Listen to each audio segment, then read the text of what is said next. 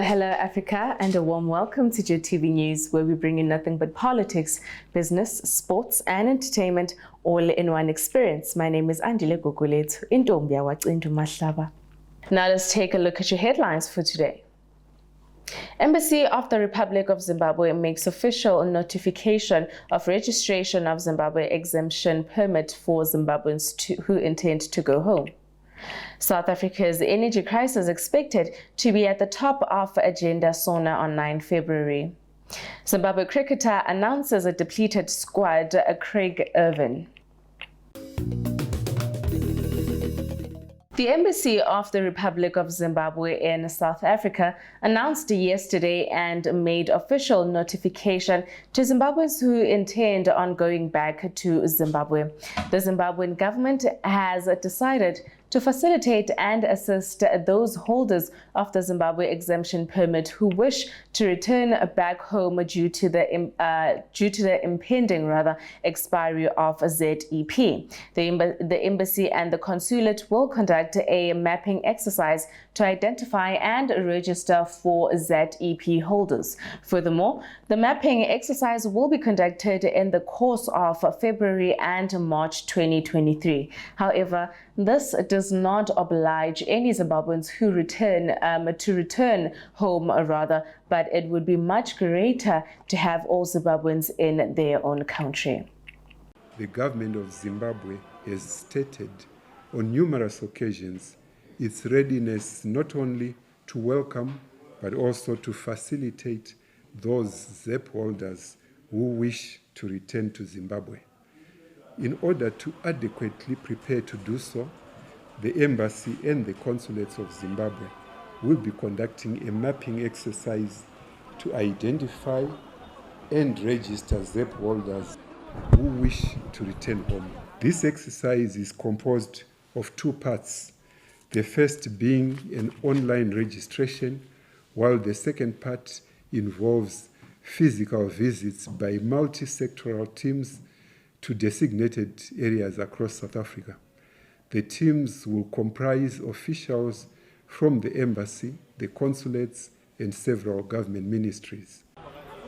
This exercise has absolutely nothing to do with the upcoming elections in Zimbabwe. It is not the government of Zimbabwe that took the decision that the ZEP holders, the validity of the permit is going to end on the 30th of June. It doesn't matter whether we are in the midst of elections or not. We have to exercise our responsibility as a government to ensure that at least our people are saved. South Africa's energy crisis is expected to be top of the agenda for President Cyril Ramaphosa's State of the Nation SONA on the 9th of February. The SONA aims to inform the public about the government's planned priorities for the year ahead. But South Africa entering the day 32 of load shedding in 2023, the power crisis is dominating headlines and government taking points. However, according to the President Ramaphosa, working is already underway within the government to establish whether the legal requirements of the national state of disaster are met and what specific actions the government could be empowered to undertake. Moving along to the African news now. Nigeria's central bank on Thursday launched a domestic card scheme to rival foreign cards like MasterCard and Visa, hoping to enhance its drive to make Africa's biggest economy a cardless society and save the country foreign transaction fees. Central Bank of Nigeria Governor Goodwin told a virtual launch of the Afrigo card scheme that although penetration of card payments in Nigeria had grown over the years, many citizens remained excluded. He further added that the challenges that have limited the inclusion of Nigerians include high cost of card services as a result of foreign exchange requirements of international card schemes. On to the international news now. The use of death penalty under the rule of Saudi Crown Prince Mohammed bin Salman and his father King Salman has almost doubled annually since they rose to power, according to a new report seen by ABC News. The number of executions annually has risen 82% under their rule, even as the country has projected a modernizing image to the outside world.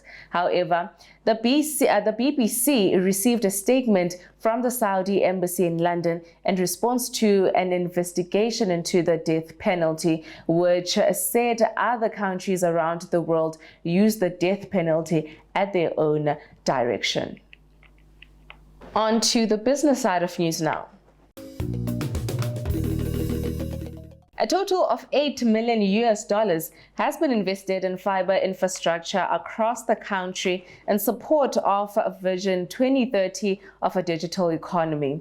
Dande Mutande, ITC solutions provider, announced its multi-million-dollar investment agreement with the Fiber Connections, and the two organizations are jointly building a long-haul fiber optic backbone of approximately 891 kilometers along the Beit Bridge-Harare Railway.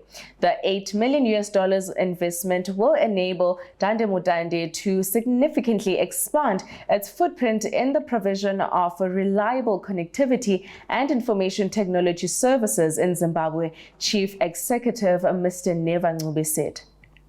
Lulaland is soon to unveil South Africa's newest digital bank, Lula, by March after it secured $35 million to expand its business.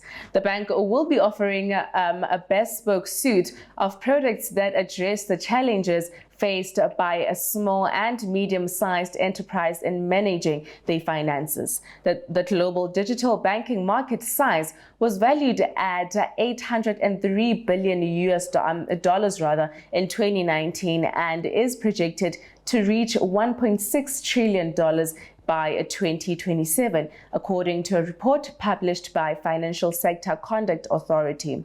Lula already has 20,000 clients on the waiting list, Gosling said. Now let us take a quick look at today's financial indicators.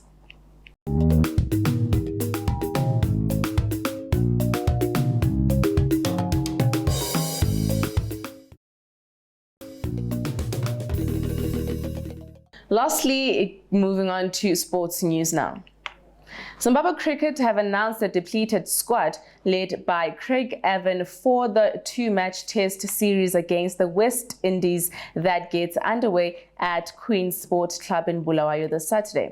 Limited over skipper Evan was handed the responsibility to lead the side in the absence of regular captain Sean Williams, who is recovering from a fractured finger. The absence of all-rounders Sikanda Raza and Ryan, who are fulfilling French's commitments abroad, has opened up opportunities in Zimbabwe's squad for players who have been enjoying a good form in the domestic first-class competition. Now on to your JIT-TV News weather report.